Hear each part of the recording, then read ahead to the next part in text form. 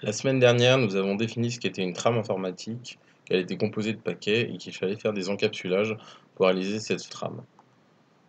On a défini ce qu'était l'IPv4 et l'IPv6 et comment réaliser des mini-réseaux grâce au masque de ce réseau et défini le nombre de machines que nous pouvions appliquer sur ce mini-réseau.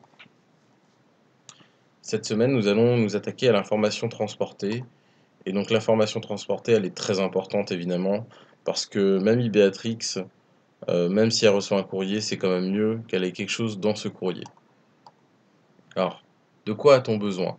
Alors, on a besoin d'une trame informatique déjà.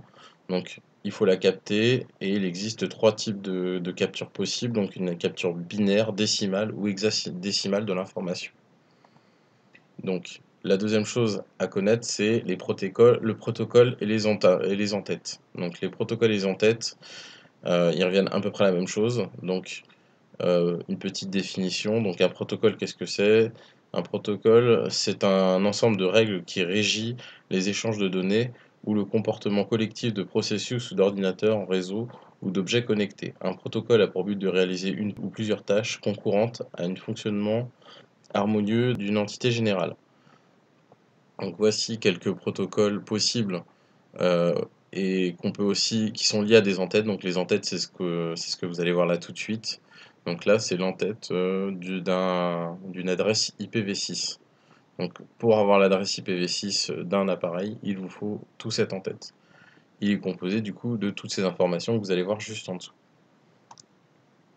Alors, deux choses que l'on peut vous demander à partir de là, c'est comment trouver le code de transmission pour un appareil. On va prendre un cas exemple. Donc là, ça va être un bateau qui va avoir besoin d'appareils de navigation. Donc ce bateau va être composé du coup d'une girouette anémomètre en tête de mât, donc qui va vous permettre de définir l'angle du bateau et la vitesse du vent. Ensuite, vous allez avoir la possibilité de récupérer ces informations sur ce qu'on appelle une interface homme-machine par les modules DEP, Wind et Mega. Et vous allez avoir la possibilité de gérer votre mât donc, et l'angle du bateau pour savoir si vous tournez à bâbord ou à tribord grâce au pilote monté à gauche que vous avez ici. Grâce à un logiciel qui s'appelle PCCanView, on peut télécharger une trame et télécharger les trames justement de notre machine.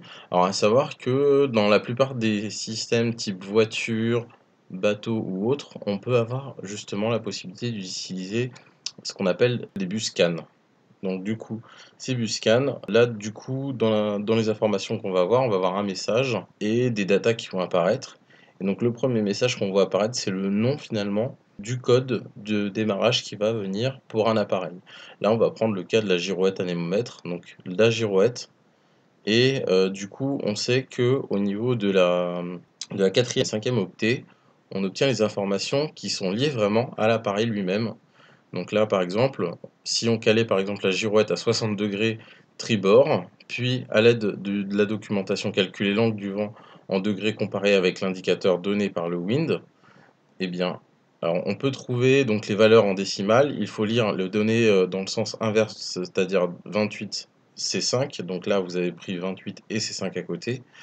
On les convertit en hexadécimales à décimales et on trouve une valeur qui est de 10 453. Donc si la girouette est codée sur 65 536 valeurs, soit 2 puissance 16, entre 0 qui correspond à 0 degré et 65 535 qui correspond à 360 degrés, à l'aide d'un produit en croix, on peut obtenir donc 57,42, ce qui correspond à peu près à 60 degrés donné à la girouette.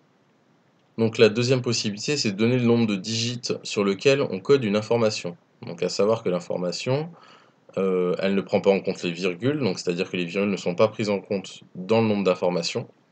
Que le niveau de précision est très important parce que finalement, vous avez besoin de plus ou moins de valeurs en fonction de la précision de votre information que vous voulez récupérer. Et l'information, elle est exprimée sous forme décimale. Et à l'aide de ça, on va transformer ça en information numérique.